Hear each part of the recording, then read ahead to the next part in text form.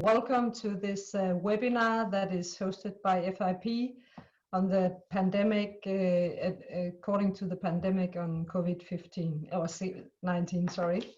This event is delivered by the FIP's Pharmacy Practice Research Group, Special Interest Group on Pharmacy Practice Research, the Health and Information section in collaboration with the Research in Social and Administrative Pharmacy, Pharmaceutical Policy and Practice and Pharmaceutical Education General.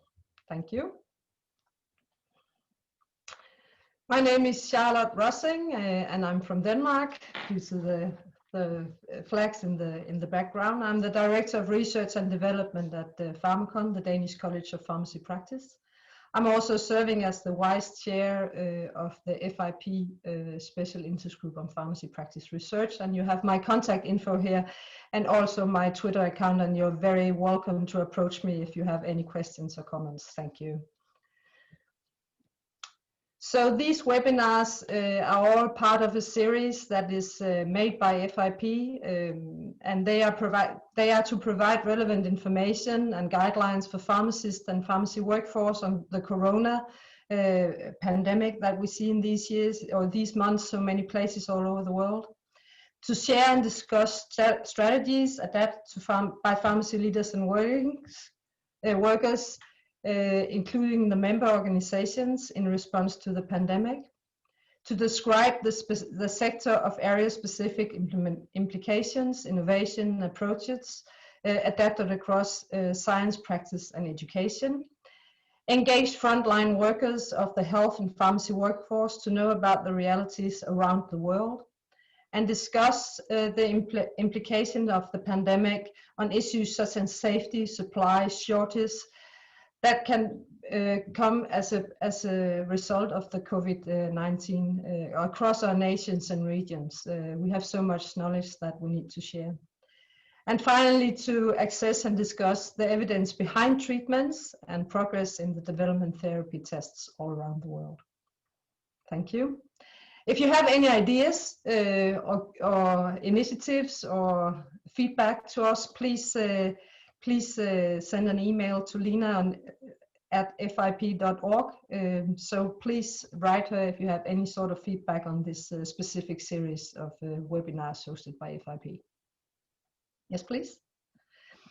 So if you are familiar with, I'm not sure if you are familiar with the COVID-19 information hub, but FIP has performed a special website or made a special website where all of the materials regarding these webinars are available. So they are open to everybody. You can share them with your colleagues and see different webinars on the topic if you haven't had the opportunity to see them as they were posted along the way. And then of course also we have a live stream on the Facebook group and there's a specific Facebook group on the COVID-19 and pharmacy. So this is a digital event. The webinar is being recorded and live streamed on Facebook. The recording is freely available on the website shown, fip.org/coronavirus, or at the FIP YouTube channel that I can highly recommend you to look at, because there's also other webinars that you can see hosted or shown by FIP over the years. You may ask questions by typing them into the Q&A box. They are in the bottom. I will keep an eye on them, and by the end of the session today, we will round up with the questions that come. And then please give any feedback you have to webinars@fip.org. Yes, so everything is confidential and you cannot download or use any of the materials without first get a formal approval by FIP. Next, please. Thank you. Then I would like to give give the word to my co-moderator and Dalia Dawood, that has done such a big work in this in organizing this event for us. So I'm very happy that you can be here, Dalia. She's an associate professor at the Faculty of Pharmacy in Cairo University, Egypt. She's also an associate editor at Research in Social and Administrative Pharmacy and Value in Healthcare. So please, Dalia, take it from here. Thank you. Thanks a lot, Charlotte. I'm very delighted really to be here and to join you in this very important webinar that is focused on pharmacy practice research priorities during the COVID-19 pandemic. And as Charlotte said, this is co-organized by the FIB Pharmacy Practice Special Interest Group and Health and Medicines Information Section. But we are collaborating also with 3 major journals in pharmacy practice research: RSAP, or Research in Social and Administrative Pharmacy, Journal of Pharmaceutical Policy and Practice, and Pharmacy Education. So our series actually that was organized by the Pharmacy Practice Research Interest Group also had 2 previous webinars where we covered topics related to evidence for treatments for COVID-19 and also the use of evidence-based practice during this pandemic. And today's webinar is focused more on the pharmacy practice research priorities. So it's an invitation to pause and stop and look at what we have already covered previously in the research that has been coming out since the start of the pandemic within the pharmacy practice and education research until now, and what we need to do going forward. So our aim from this is to achieve a couple of mainly learning objectives. Really is to identify how pharmacy practice research can contribute to the practice of pharmacy during this particular time, so during COVID-19 pandemic, and also to discuss the pharmacy practice research priorities and also educational research priorities. We had this discussion, this webinar actually concludes a major discussion among the 3 editors-in-chief for the 3 journals that I will be delighted to introduce to you today. And out of this discussions and deliberations, we have already produced a commentary that has just been published online today in RSAP that covers the major recommendation that's coming from today's panel regarding our research priorities going forward. And I would invite you to have a look at this commentary when we finish our webinar and reflect on it. So without further ado, I would like to introduce our first presenter today, Professor Shane Diesel from Touro University in California in the USA. Shane is also the editor-in-chief of Research in Social Administrative Pharmacy, or RSAP, and he will be taking us through a roller coaster journey, basically, and introducing us to today's topic. Welcome, Shane, and the floor is all yours now. Good morning, or good afternoon, or good evening, wherever you are. For me, it's 6 o'clock in the morning, but I'm delighted to be here with you and inside, as opposed to being outdoors in Northern California this morning, where we have smoking, choking wildfires throughout. So in my few minutes this morning, I've been asked to describe for you what is going on right now. Excuse me, let me just, I've been asked to describe what's been going on so far in research and talk about what's on the horizon. Excuse me, let me adjust some sound quality.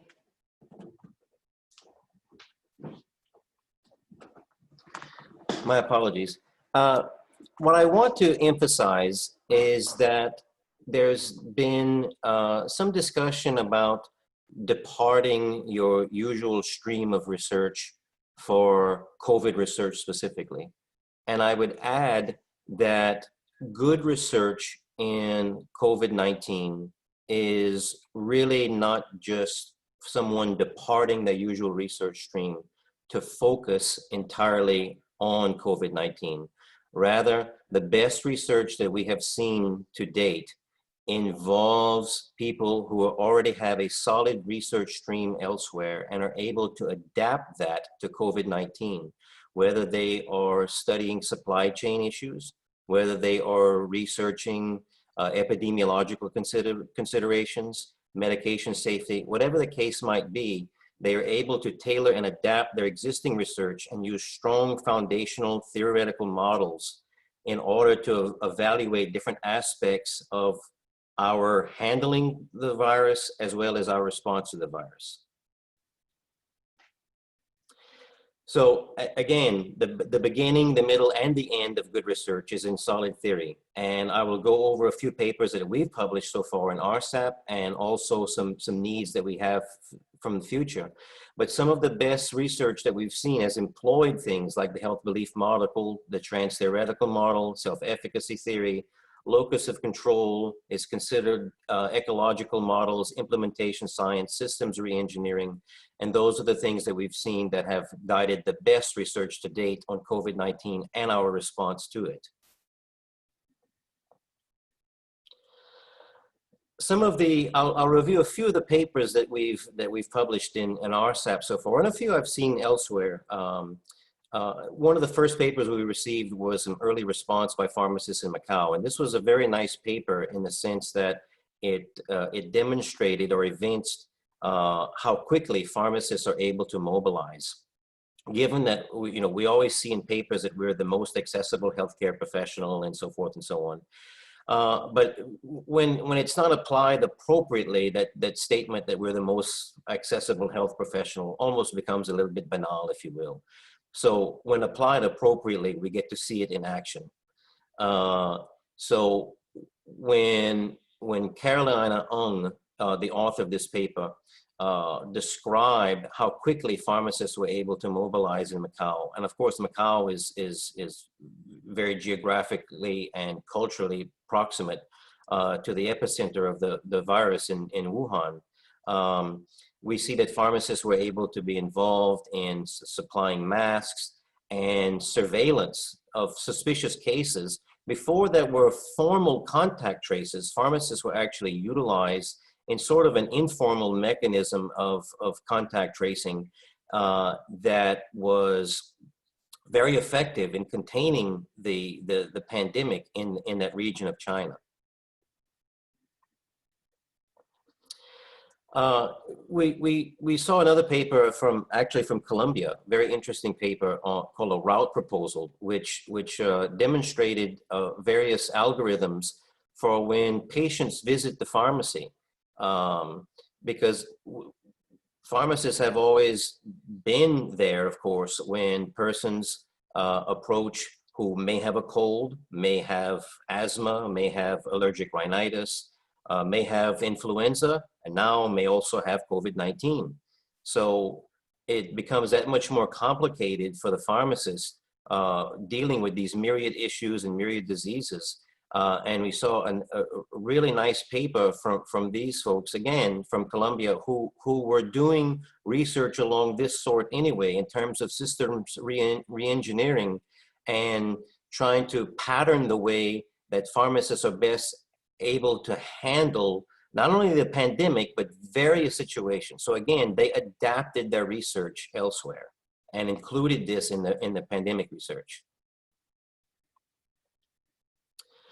We saw a paper on recommendations and guidance for providing pharmaceutical care services. And this really touched upon a number of things. And again, reiterates the point that I've been making about ensuring adequate supply of medications, training staff, management diseases, patient education, home health care. Again, not much different than what this group had been publishing before, and not necessarily much different than what pharmacy researchers should be doing research on, except that they made adaptations for this to underscore the important role of pharmacists in COVID-19 and the interaction of COVID-19 with all the other diseases with which pharmacists frequently come into contact.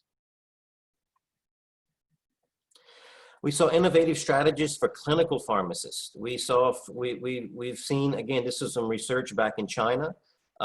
We saw this paper really underscored pharmacists' involvement in telemedicine and telepharmaceutical care, which is very interesting because we are seeing myriad papers and much research on this topic anyway, because the whole world is shifting toward a telemedicine route and telepharmacy route. So the COVID-19 pandemic sort of expedited that to a great extent. And this paper demonstrated where pharmacists are in being able to transition to leverage the technology that's currently available. And in this particular center, they had already made that transition to utilize more telepharmacy and telemedicine, and thus were able to easily transition their care for COVID-19 patients. And this is just a shot of the telehealth model that they were employing in that particular hospital in Phangang. And it underscores their use of the cloud as well as various technologies, some of them which, quite frankly, I'm not that familiar with. I hear a lot about TikTok from my daughter, who is a junior at university. But other than that, I really haven't been on it myself. But it was very interesting how these researchers were able to quickly leverage modern social media to be able to facilitate better pharmaceutical care.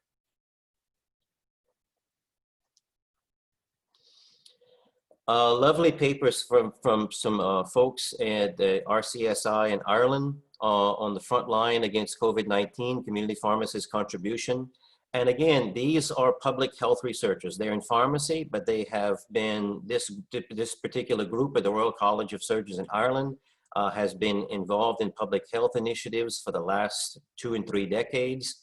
And they, again, talked about how they are able to leverage the public health work that's already been done to prevention, preparedness, response, and recovery. And I'm gonna speak a little bit more about recovery in just a few moments.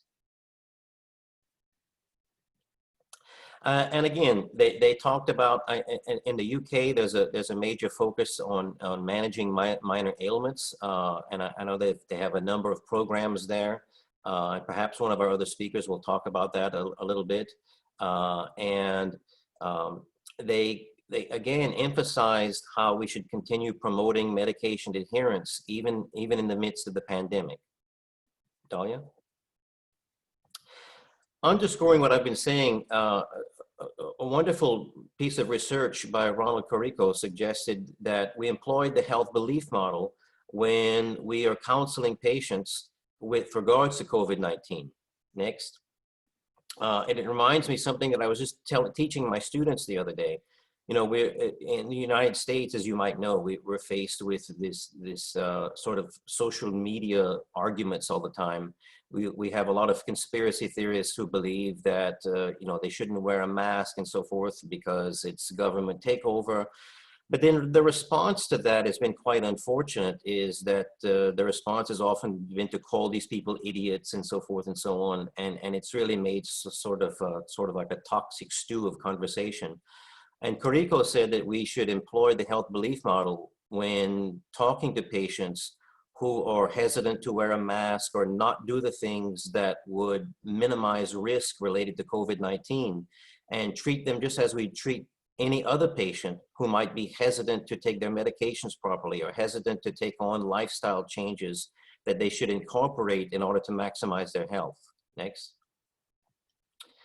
And so if we look at the preparedness of pharmacists in this regards, we look at things like workplace safety, expanded roles, supply chain, emergency response, again, things that we should be doing, anyway. Again, my emphasis here is that COVID-19, we adapt to it as researchers. We don't change what we're doing in its entirety. Very nice paper by Zubin Austin from University of Toronto. A number of you may be familiar with his work. And he talked about resilience. And this is very important because we now have to focus on the health care of ourselves. We have to focus, because if pharmacists, physicians, nurses, public health advocates, if we're not doing well, if we're suffering at work, then the entire population is going to suffer. Okay, so this was a very nice paper about how we have been able to be resilient and have a mindset that enables us to put ourselves basically at daily risk from contracting the disease ourselves in the midst of the pandemic. Next, Dalia. So we've seen greater. This was really interesting because this was actually a paper that I worked on with a few people from the University of Pristina in Kosovo. and we employed the trans-theoretical model. And it's the same thing, we were looking at the safety of pharmacy personnel and the likelihood of them engaging in various practices. And the trans-theoretical model, surely enough, was able to predict very well the extent to which pharmacists were weighing pros and cons, and were thus enable us to target interventions aimed at improving and in maximizing their own personal safety as well as the safety of their patients. One of our lovely moderators, Dr. Dawood, published a very nice paper on pharmacists' involvement in successful emergence from lockdowns. Eventually, we are going to come out of this, and we see various countries, including various segments of the United States and other countries, being able to relax certain restrictions and so forth, being able to come out. And the key is, what are pharmacists going to be doing in helping us to come out of this? What are pharmacists going to be doing that are going to help people maintain safety, to maintain our nation's and our world's economic viability, and to during the recovery from the pandemic, and as we emerge from the restrictions that we're seeing in most countries throughout the world today. And of course, the key is continuing to foster our roles in vaccinating, gaining public trust, the things, again, that we are working on now, just extrapolated and leveraged toward the pandemic itself. Very interesting paper that we have under review right now. I can't share that much more because it's under review. But again, going back to some old theories, we see that cognitive moral reasoning, which is a concept that was born from Kohlberg's research around the 1970s, and we see that pharmacists with superior levels of cognitive moral reasonings have actually been able to handle better the supply shortages and the disruptions in the supply chain for various pharmaceuticals. We know that as soon as a drug has been shown to have any sort of promise, whether it be hydroxychloroquine, remdesivir, or whatever, that throughout the world we start seeing disruptions in the supply chain of these drugs and other drugs. And not surprisingly, pharmacists who operate on a different moral plane, if you will, will be able to handle those drug supply shortages better. Really nice papers that are, again, upcoming are forecasting our needs. And this is something that we have to be able to do. This involves systems re-engineering.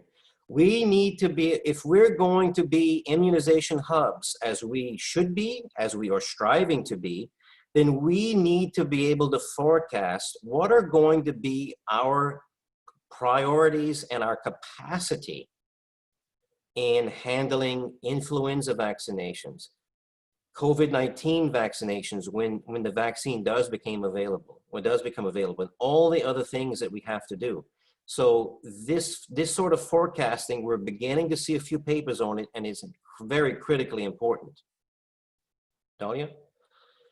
So here's our research priorities upcoming. This is not meant to be an exhaustive list, but things at which pharmacy researchers, whether in clinical, social, and behavioral, can be involved in.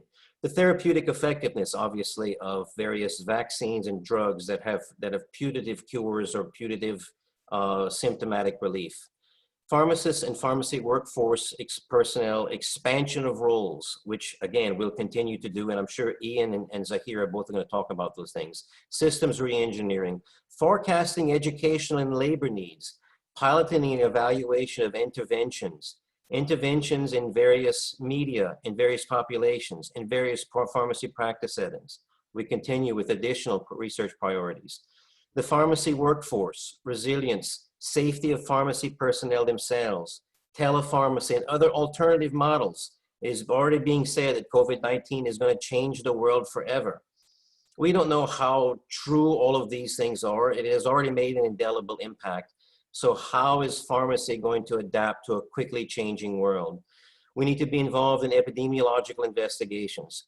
I mean, in weeks, months, and years from now, we're going to be examining the epidemiology of different drugs, the effectiveness of different safety strategies. the deleterious aspects of the lockdowns that we're experiencing, from mental health and so forth. So pharmacy can be involved in that, supply chain issues, interdisciplinary teamwork, and reimbursement for services. I've seen a few places in the US where there has been suspension of rules and in terms of ratios to allow more pharmacy technicians. We have seen payers for pharmacy services begin to be more generous with paying for pharmacy services. Is that going to continue? It's not, or not. Obviously, we need to continue agitating for these rules. So again, more data and literature are being added every single day. Check credible resources for the rapid advances in public health taking place. Look at the journals that the three of us are representing today, and you'll see that papers are being added on a weekly basis. And again, I look forward to any questions to the end. I thank you for this opportunity to address you today. Thank you so much, Shane. That has been an excellent start to our webinar today. And I encourage our audience to actually put their questions forward to Shane in the Q&A box so that he can also respond to these. We are not sure about time for questions at the end, just to make sure that you all get what you want from the webinar. And I'm now delighted to welcome our next speaker, Professor Zahiruddin Babar, from the University of Huddersfield in the UK. Zahir is the Director of Pharmaceutical Policy and Practice Research Center at the University of Huddersfield, and he is the Editor-in-Chief of the Journal of Pharmaceutical Policy and Practice. So welcome, Zahir, and we are delighted to have you with us today. Thank you, Dalia. So what I'm going to talk about today is that what is happening with regards to COVID-19 pharmacy practice research and what has been published so far, and what are the sort of research priorities for the future. COVID-19 has brought immense challenges to healthcare systems, societies, and pushing governments and other stakeholders to come together to respond to this crisis. But we believe that to deal with this situation, evidence-based research is vital. And why we're putting a lot of effort and emphasis on evidence-based research, because you can produce a large amount of research, a number of papers, but you will only use very few papers who could actually create a difference and can make an impact. And that's why I also started an encyclopedia on evidence-based encyclopedia in health services research and pharmaceutical public health.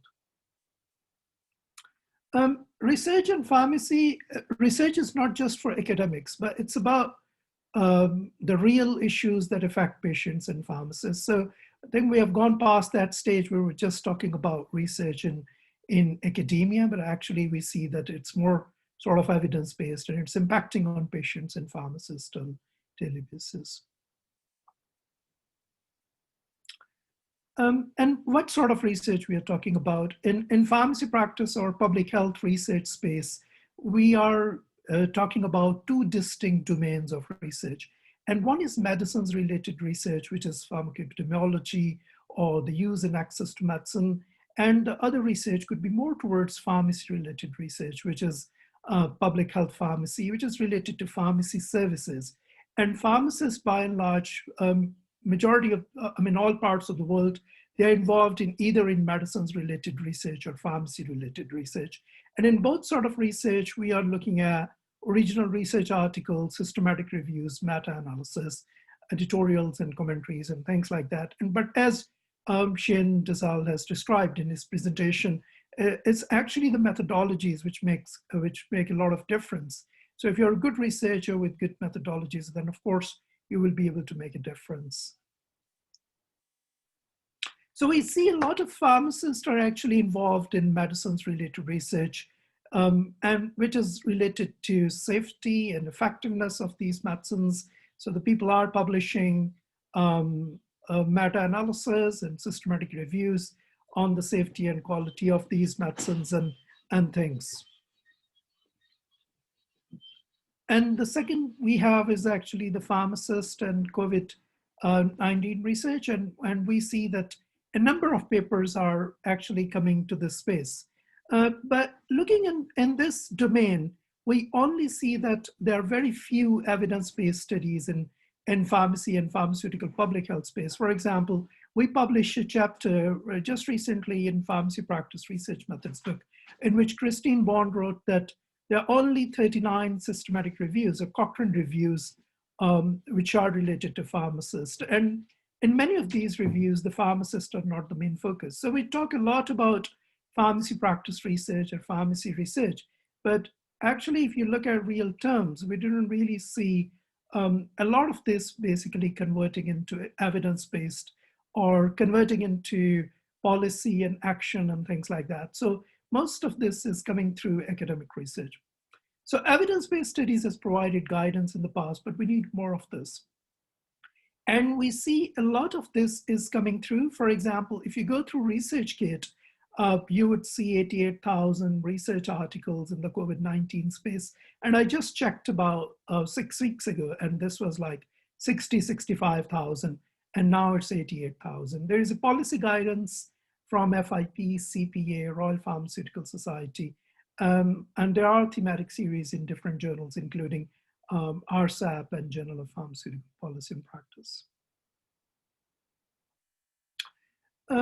But it's also important to actually see, to do an analysis of these publications. What is published, what topics need emphasis, and what resources are required to undertake pharmaceutical public health research. So the numbers are not actually telling us anything unless until we can see that what is it in terms of the governance and evidence. So we have also published a thematic series in Journal of Pharmaceutical Policy and Practice. And since the start of COVID-19, we have received a large number of submissions. And many of these submissions are editorial commentaries and review. We received very few original research articles, though starting recently, we have started to look at some of the original research coming through, but most of this is starting from reviews and commentaries and editorials. And I'm going to talk a little bit about some of these which we have published. We published this paper, Pharmacists at the Frontline Beating the COVID-19 Pandemic. This was a synthesis of literature on different countries and also talks about pharmacists providing some sort of guidelines how to deal with COVID-19 pandemic. And this was one of the articles which was our most read article. We have about 28,000 downloads and number of citations. And it actually provides a synthesis of studies. So it shows that people are interested to know what is happening with regards to COVID-19. Then there is another article which is written by Costa et al. On pharmacists reinventing their roles. And this was also written by a consortium of pharmacists in different parts of the world, including Asia, Europe, America. And they talk about pharmacists reinventing their roles, ranging from essential to extended services, supply of essential medicine, and also emergency care. We also published some key articles on mental health issues impacting pharmacists, because the pharmacists during the COVID times, they have increasing workloads, and some pharmacies reported that they're actually experiencing bullying and things like that. We also talk about published articles on telemedicine and the use and things. So what we see in a nutshell in research in COVID-19 and pharmacy, we see that there is a community pharmacy seeing increasing use, and there's a demand for services, and mostly it's in terms of screening medicines information related to safety and effectiveness of medicines, because there's an overload of information at the moment, and the consumer and the pharmacist are in a good position to actually provide information to these issues. So what to cover? In my opinion, there could be a lot of things which could be covered. For example, and one excellent example which I found in RSAP was there was a scoping review on role of pharmacists during the COVID-19 pandemic. So we need to do some sort of, to do the review that what is already being published and where the gaps, and to identify those gaps and to move on. So there could be pharmacist roles in the future during pandemics, published a paper on drive-through pharmacies because it's getting popular, effectiveness of telemedicine, remote counseling and patient health outcomes, pharmacist's role in medicines information, and this is evidenced with the increasing literature, medical literature available for the patients. And also on drug shortages and supply chain issues as well.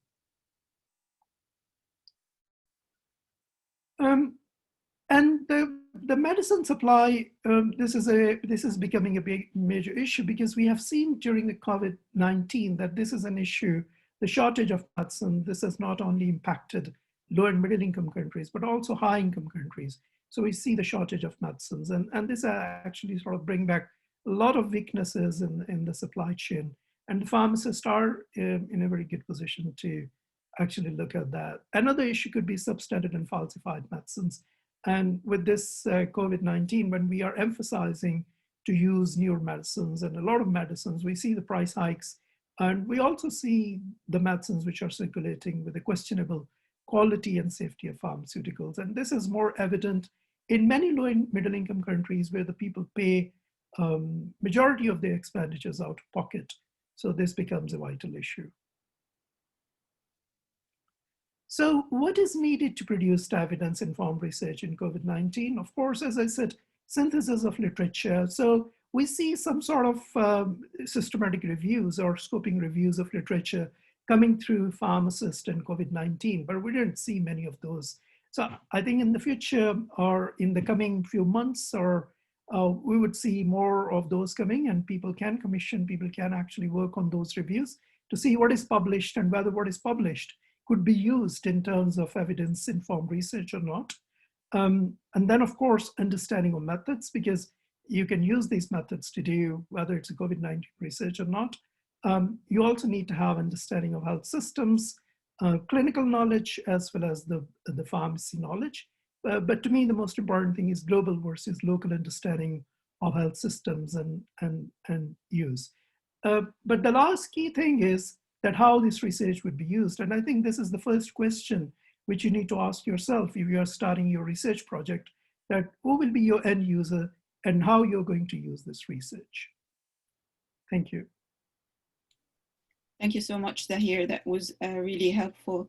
And it really gives us some food for thought, especially what are the requirements or what is needed to produce excellent pharmacy practice research going forward.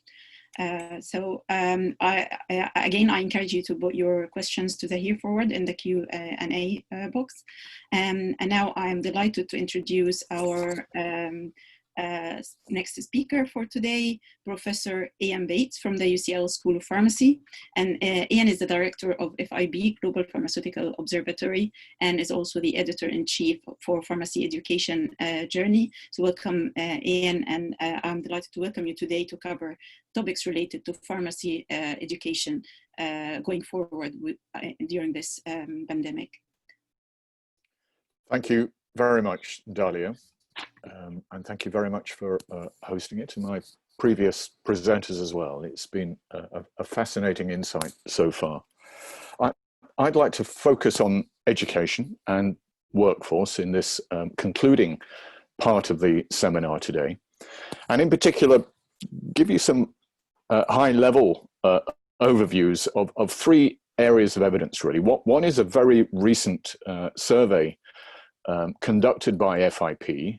We called it a rapid response survey, which was targeted at universities around the world. This was sent out in April, when the pandemic was really taking hold. And I'll just show you some of the highlights of that survey, which is still currently undergoing analysis. It does give us some interesting insight. Secondly, a retrospective on our FIP journal, Pharmacy Education, which again gives us a heads up, I think, as to what the forward-looking trends might be with priorities for research, evaluation and development in the general area of pharmaceutical education and workforce. And finally, I'd like to finish off with just a brief focus look on pharmacy workforce and continued training and development. But partly because there are some interesting trends emerging, and partly because FIP is going to be making a major announcement on goals, development goals, global development goals, in the next couple of weeks as the FIP virtual conference spans across September. So Dalia, if you could take us to the first slide here, which is looking at this FIP rapid response survey, which we sent out in April of this year, targeted at universities with faculties or schools of pharmacy. And it's these responses from the schools of pharmacy that we're looking at right now. We had just over 200 valid responses that are full case responses coming back from 63 countries across the world. You can see from that map there, fairly good representation. Apart from Africa, we could do better with following through with Africa, and we do have that on our plans to try and seek further information from that particular continent. Moving on, we see some interesting general stats about these lockdown decisions that universities were making. At the time of the survey, in fact, following through into May and June, in actual fact, we still have some universities which have not switched to total online provision because of COVID-19. Around 75% of our sample did switch in March, and around 16% switched in April, and the remainder from there on in. We had two cases of very early decision-making about lockdown from Italy and South Korea, as you might imagine, because they were very early calendar hotspots for COVID-19. The next slide shows maybe some interesting spin-offs from this particular rapid response survey. This slide here is asking about what was happening prior to lockdown. So prior to universities deciding to switch to online delivery, what were you doing in terms of online delivery of teaching and learning? And there were some quite high proportions there of not using digital or not using online methods for things like lectures and seminars and student consultations. The next slide delves into this just a little more closely in a way. These are combined results for undergraduate and postgraduate programs. And you can see here that a lot of people were allowing some access to curriculum through online methods, but these were mainly reading materials. Dalia, I don't know if you could go backwards just one slide for me. That sort of corresponds to the right-hand column on that particular slide there, where reading resources and sort of text resources were being provided online. But forward again for me, please, Dalia. You can see here that not that many institutions were providing full or majority access to other curriculum resources. So that comes as maybe a surprise to some. Maybe our online provision prior to COVID-19 was not as extensive as we might have thought. The next slide sort of sums up some of the highlights coming out of this survey. We've got a bit more analysis to do yet, but one observation I would like to make is that universities made quite rapid decisions about switching to online provision and, if you like, locking down the physical facilities on faculties. And these decisions were made almost overnight. It was a very rapid decision that universities were making. It does show that universities as big institutions can make significant decisions pretty rapidly. And I think for university administrators and educational managers, that's quite an important observation. I think there was a lower level of IT and digital provision than what we thought prior to CV, but that the emergence of the pandemic has clearly made a significant difference now to higher education in general, not just in pharmacy, but in all faculties, I think. Many are reporting a real challenge with assessments, online assessments, and FIP have previously held webinars, global webinars, to discuss these changes. And I would advise any of you who have an interest in this area of online assessments to look in the back catalogue now over the last 3 months of the FIP output. And there have been a couple of webinars specifically looking at assessing online, which is of interest, as is the area of experiential learning. And I think that is now coming to the fore. I think there's a spotlight on clinical placements and experiential learning in undergraduate settings. And COVID-19 is forcing us to re-examine how we do this and perhaps how we can do more of it in actual fact.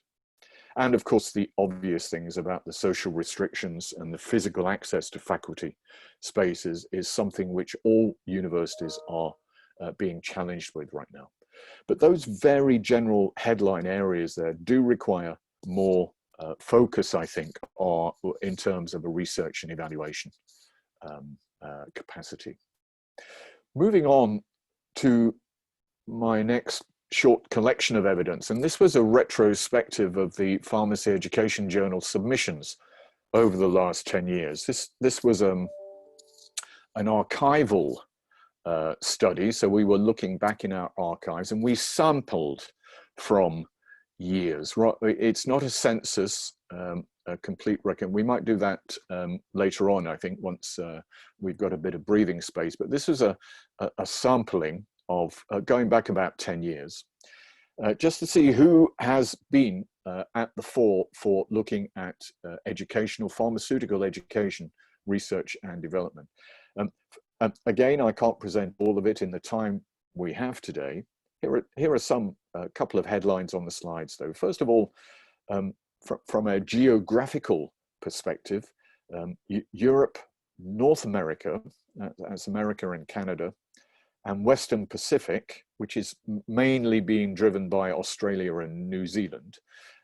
Those WHO areas have the vast majority of papers over the last 10 years, and other WHO regions,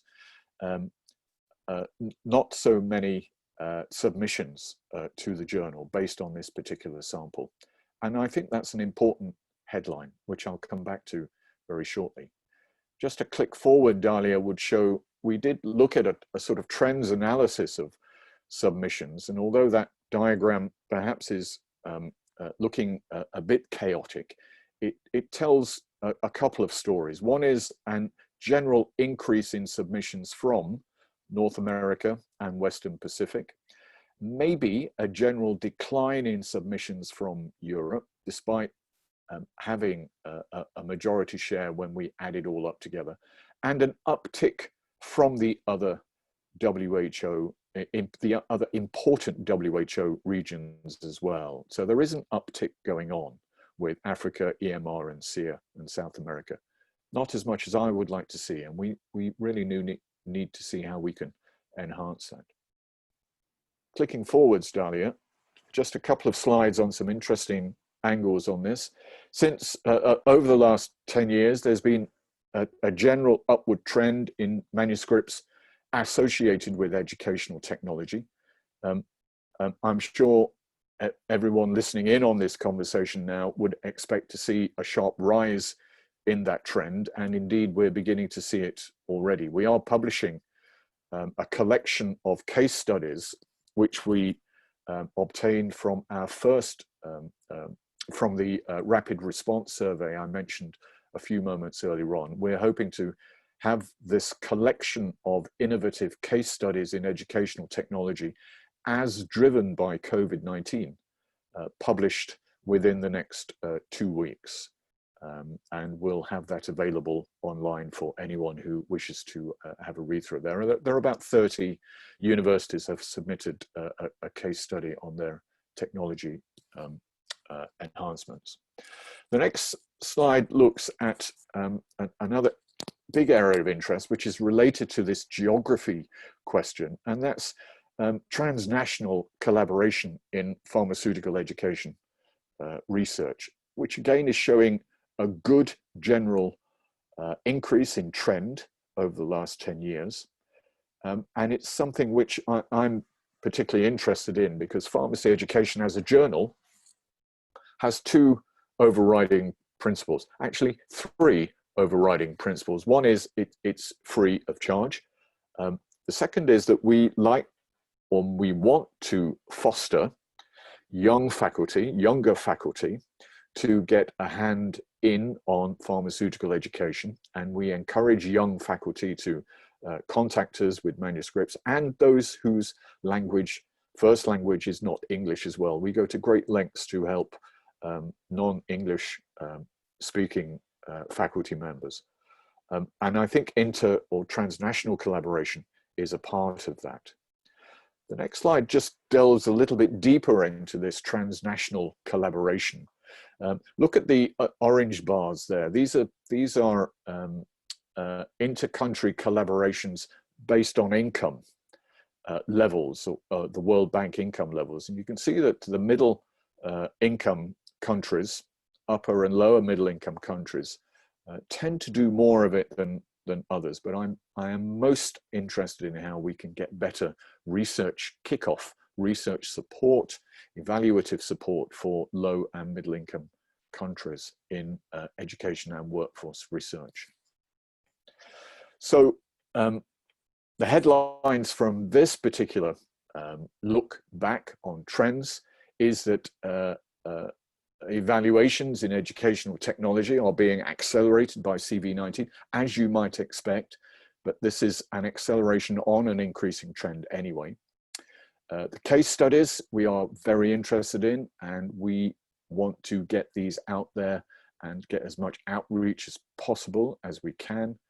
Experiential learning and enhanced interest in experiential learning has been triggered. And in general, I think we all need to have a greater focus on evaluating outcomes in education and learning. And I think that's maybe one of the biggest weaknesses that we're seeing in pharmacy education, is an actual outcomes focused work in this area. And my final section is looking at workforce. And I could do a whole seminar on this, but just for a heads up for everybody on the call as to what is going to be happening in the foreseeable future. 2016 was a landmark. We were the first profession to launch a cohesive and systematic set of goals for developing our national workforces. And we got super support from WHO, Human Resources for Health, in launching this particular framework. And it has worked. It has spurred on, it has provided a focus, it has provided a core for people getting interested in workforce related research and development. The report from that and the subsequent evolving or redevelopment of the FIP Workforce Development Hub followed on. We now have a global team of 40 people leading active research and projects across the world resulting from this particular framework, which has led to the Workforce Transformation Program. And we currently have 3 countries who have signed partnership agreements with WHO to do an entire workforce transformation partnership piece based on these goals. And what it has prompted FIP to do now is to look bigger and wider. And in a few weeks' time, during the September virtual FIP conference, FIP is going to be launching the Global Development Goals, which will integrate workforce, practice, and science into a cohesive and integrated systematic framework for global development.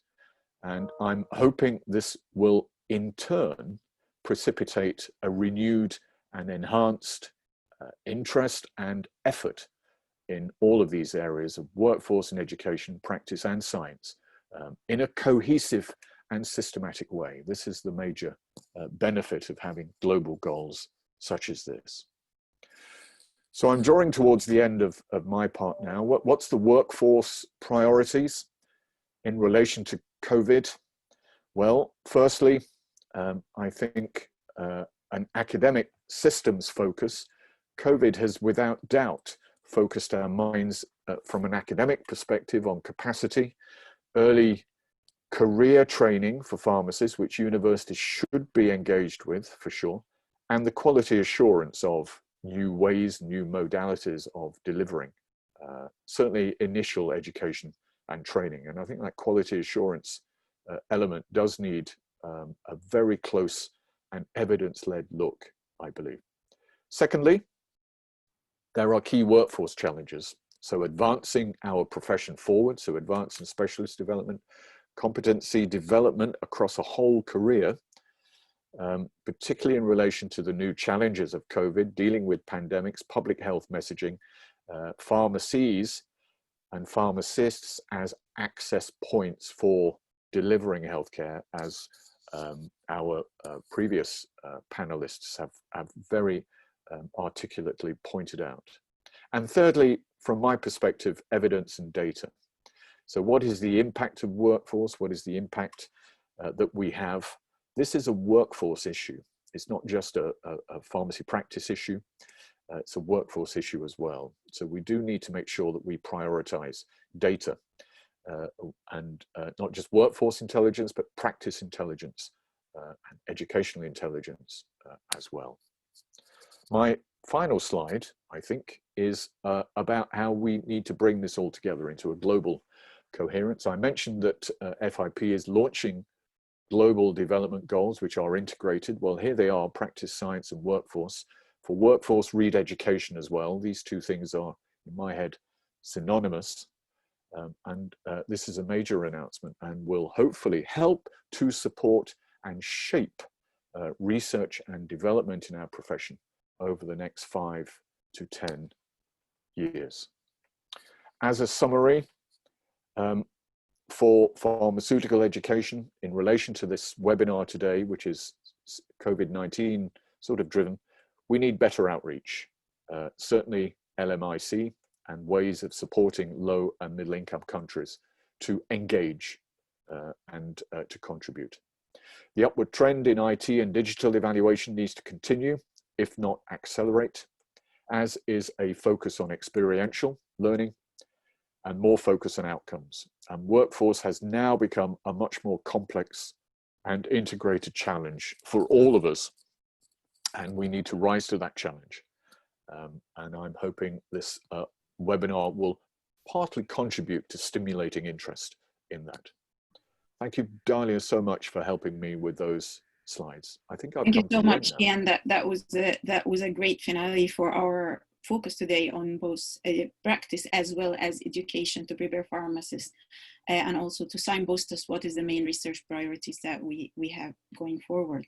And I now invite all our panelists just to open your cameras and join us for, we have a couple of minutes to take questions. So Charlotta will be taking lead on this section. And I will be stopping sharing my screen now. Thank you very much, and I hope that some of you might actually have been looking at both the speakers. Thank you, all of you, for sharing your ideas, but also the Q&As, because we've answered many of the questions as the session has gone along. There's a few questions that I think we should answer now, and I will take them. The first one is to Ian. Ian, are there any recommendations to substitute clinical placement for graduate students? I do not see Indian hospitals allowing learners to clinical rounds for quite some time ahead. You can probably not talk about the Indian experience, but perhaps you can talk about it in a broader perspective, Ian. Thank you. Thank you. That's a very interesting question. I will answer it briefly because there are equally interesting questions coming up. My experiences so far has been that let's not forget that medical students, nursing students, physiotherapy students, dental students all need access to patients for experiential learning. So do we. And if people are feeling any pushback from placement sites or other faculties, pharmacy is equally important to medicine for access to patients. Medical education has found ways around this, and pharmacy education can equally do so. My experience in London here is that I have found no pushback whatsoever from our placement sites. And they are equally welcoming of pharmacy students as the students, as long as we adhere to new ways of working and new types of guidelines. I don't see why there could be a barrier. Thank you, Charlotte. Thank you, Ian. And I can see there's also another questions regarding the internships. And I think you answered that very well. We can see the same in Denmark, that we still see the internships go along as they have been. And actually also we teach pharmacy technicians here at Pharmacon, and of course they have been much more in the pharmacy than else, because everything has been virtual training since March in Denmark. Thank you very much. I think we pretty much have all of the answered the questions covered now, and I can see it's also 16 hours, so 1600 hours. So I would like to thank everybody very much for attending this webinar. We are happy to host it and happy to contribute to the COVID-19 debate on how pharmacy and pharmacists can contribute to this very important work and this very important research. Thank you to all the speakers, and thank you to I think we were up to 135 attendees at a certain point. That's definitely very, very nice, and it seems like we hit a nerve on this topic. So thank you, everybody, and have a very nice day. Thank Bye. you. Bye. Right.